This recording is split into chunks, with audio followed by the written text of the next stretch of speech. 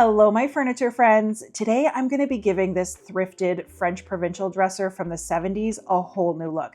It's got all the classic details like those signature cabriole legs, the curvy silhouette, and ornate hardware, but its current white lacquered finish has seen better days. I love breathing new life into old furniture, and this makeover is going to make sure that this piece of furniture stays beautiful and functional for years to come. I've got big plans for this one.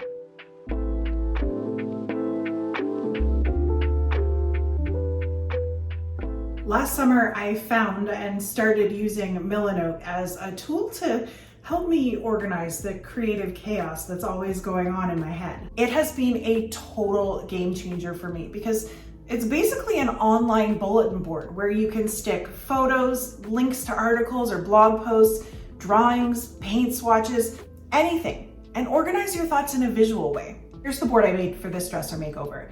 I added a couple of before pictures of the piece, along with a swatch of the color that I knew I wanted to use and inspiration of what it looks like on an actual piece of furniture.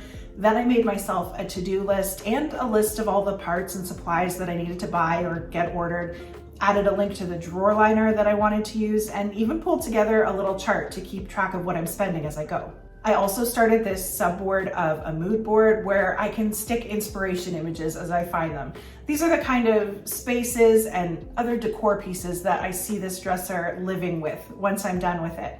Another subboard is holding some more dark painted French Provincial examples that I've fallen in love with so that I can quickly find and refer back to them whenever I want. There's even a cool web clipper extension that lets me just roll over an image, a website, or even just highlighted text and save it directly to my board so I don't have to copy or paste anything. It is so easy to use. They've got over 100 different templates that you can use to start you off, or you can just go with a blank canvas and then just drag and drop notes, links, photos, videos, add arrows to connect items together, or even sketch or write directly on your board. With Milanote, it's also really easy to share your boards with others and invite them to edit or just preview, which I think would be a great option if you were working with clients on custom refinishing projects so that they can share their concepts and ideas with you, and you can make sure that everybody's on the same page as you work your way through the refinishing process. And the best part is Milanote is completely free with absolutely no time limit. So if you think this is a tool that you can use, make sure you sign up for a free Milanote account using the link in the video description. But now let's get back to the garage. This thing is really solidly constructed, even though it's not a high-end name brand piece. I couldn't find a maker's mark anywhere, but there is a date stamp on the back of 3 May 1972, and it's en français, so that tells me this was made in Quebec. It is a little sloppy though, straight from the manufacturer, with all kinds of overspray on the insides of the drawers and even a few drips in the paint job here and there. The drawers aren't dovetailed, but they are solid wood. In fact, I think the only part of this dresser that isn't wood are the hardboard panels on the sides. Okay, let's jump in and get to work on this already. As always, I'm starting by pulling out each drawer and giving it a good once over, checking that the plastic guides that hold onto the runners inside the frame and those corresponding runners are all intact. There are no broken pieces or screws missing or just spots that look like they're really worn or about to give out. I am going to reuse these handles. I think most of the French Provincial pieces that I see people redo with a different style of hardware always just look a little off. Maybe that's just my own personal thing.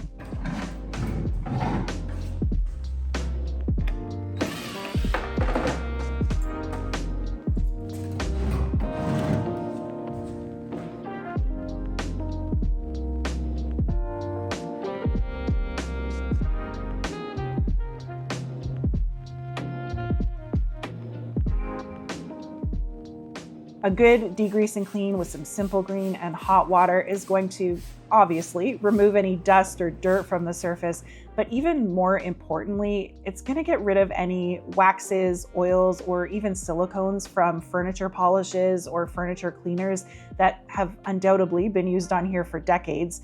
Just like oil and water, that stuff can repel new finishes from adhering properly or soaking in properly and really make a mess of whatever you're trying to achieve, especially if you go straight into sanding without cleaning first and grind them down into the surface. Then it's nearly impossible to deal with.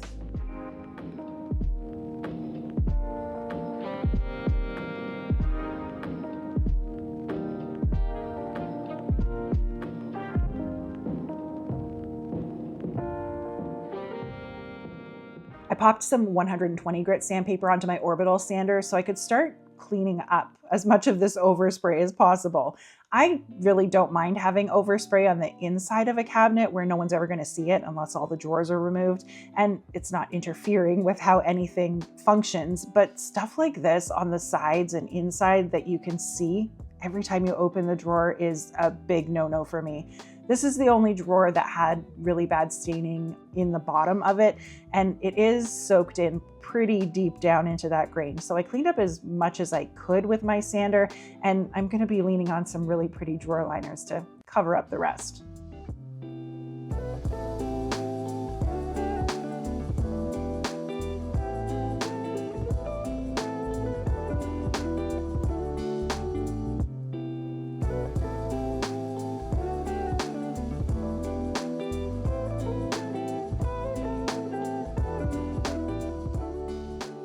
All of these little chips and chunks out of the white lacquered paint really need to be smoothed out and made flush with the rest of the surface around them, or they'll still be completely visible through any new finish that I put on top. So using the same 120 grit, I started working my way over each painted surface, and this stuff kind of just turned to dust and completely disappeared on me with no effort at all. There is some decent wood underneath, but this is all still getting repainted.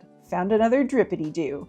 To go over all of the curved edges, I just swapped out to one of these foam abrasives that molds around the details so that I didn't accidentally grind anything flat.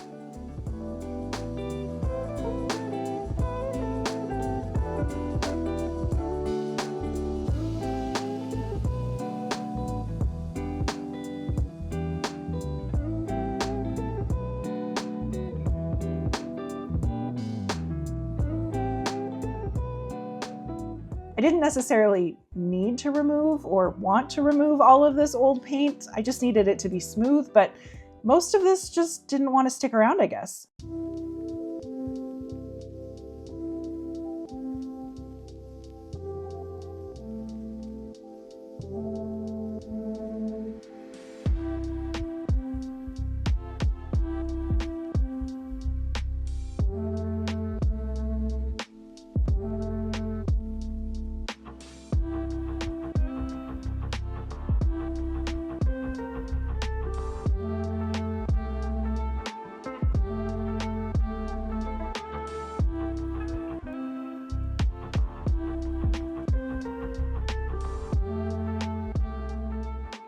Once I was all done sanding, I wiped everything down with a damp microfiber cloth to pick up all the really fine dust that paint had made, and then started getting ready for my new paint job. I really like to mask off my drawers when I'm going to be spraying, specifically to avoid all of that messy overspray from getting where I don't want it. Some people do choose to spray with the drawers sitting inside the dresser frame and then just touch up around the edges where things are covered with a little brush, but this is how I like to do it. It gives me the easiest and cleanest results.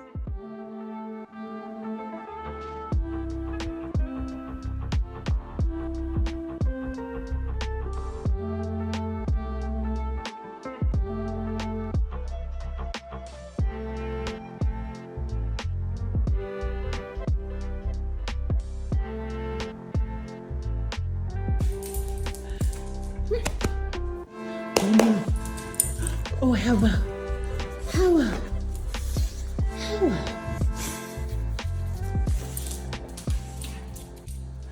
Primer is a step that I almost never skip. Sometimes I do, but not very often. This shellac-based primer is really great at sticking to the hard to stick to surfaces.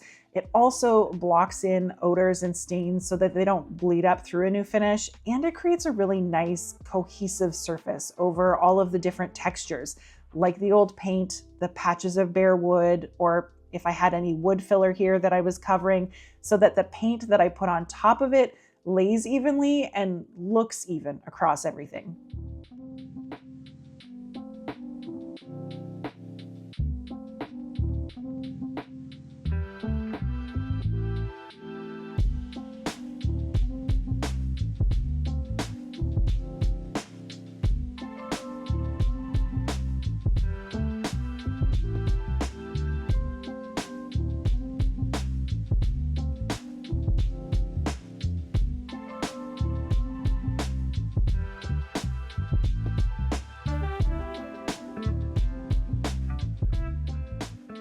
since this is so good at sticking to stuff, I really don't like putting it through my spray gun. It is a massive pain to clean up, so I like to use a cheap microfiber roller cover to put it on.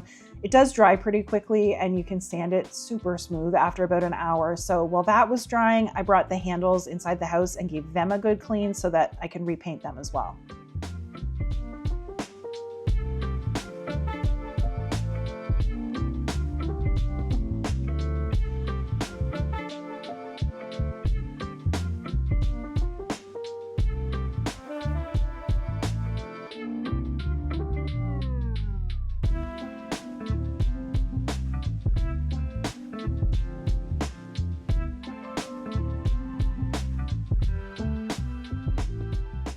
No surprises on paint color. I already told you my plans for this. I'm using Fusion Mineral Paints Wellington, which is this really dark, I want to call it charcoal green. It's definitely green, but it's super dark and almost looks black when it's wet like this. Since a sprayed finish is my preference, I filtered about half a pint of this into the hopper of my pneumatic gun and then added about 2 tablespoons of water, which I find with this paint in particular just gives it an extra second or two to level itself out on the surface before it starts to dry, so it does dry super smooth. And I've had a few people ask recently, don't you mix the water in the paint, or aren't you supposed to mix the paint and water before you put it in the sprayer? And probably technically you are, but I don't. I just pour them both in, screw on the lid, and give it a little shaky shake. If you want to mix them first, go ahead. You do you. Before I point my sprayer at a piece of furniture, I've learned the hard way to test things out on a piece of cardboard so that I know there's not too little, or more importantly, too much paint coming out at once. And once I was happy with the flow setup, I sprayed on my first coat. I am never looking to get full coverage with the first coat, although a lot of the time it looks like it's fully covered. It is totally normal to see little bits of the surface underneath peeking through. Multiple light layers is always going to get you a better finished result than putting on too much paint at once and risking drips, or even risking the paint not drying or curing properly.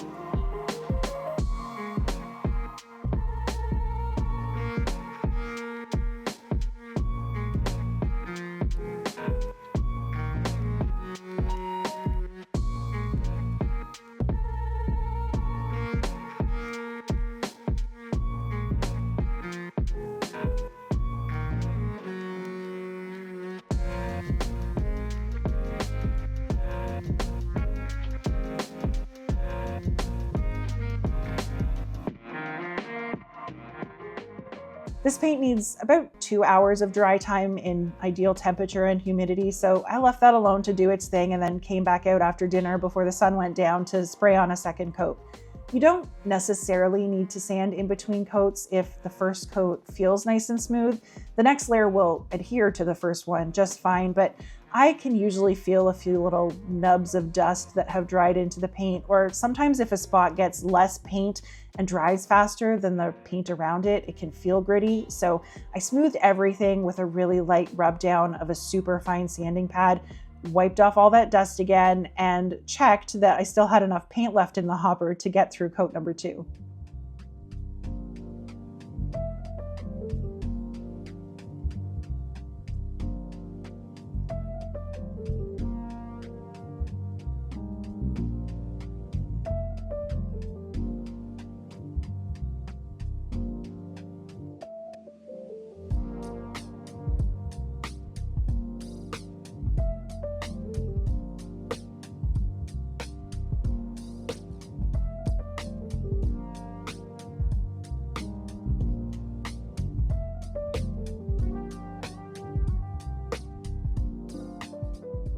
I also laid out the hardware on some cardboard just off to the side and gave it its first coat of some aged brass metallic spray paint to darken it up a bit. I'll do one coat on the back side, I think, and then flip them all over and probably put 2 more coats on the fronts.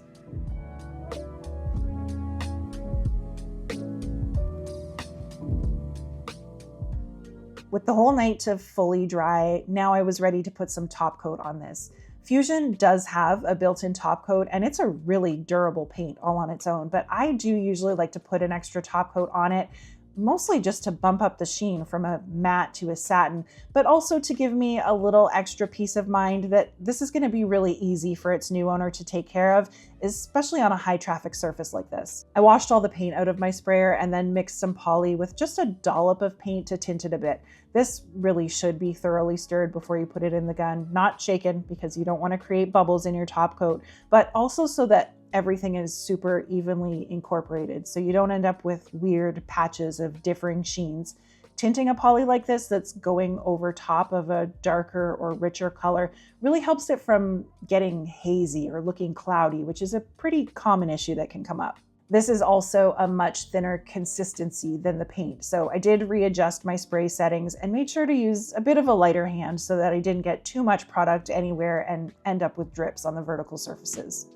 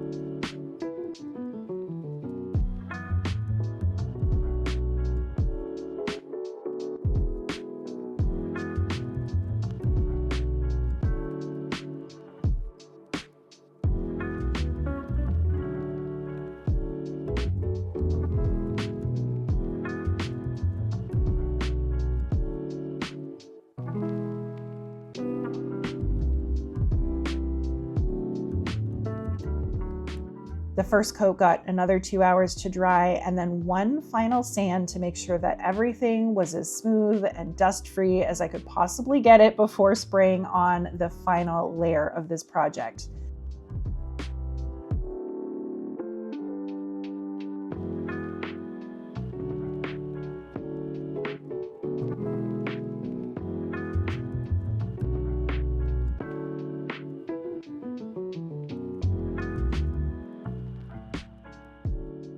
Once the poly was dry enough to take a little bit of handling, I carefully unwrapped each drawer, reinstalled the hardware, and then placed a piece of this gorgeous peel and stick wallpaper down, trimming all the excess off with a little X-Acto knife, leaving me with a nice, neat, fully finished look.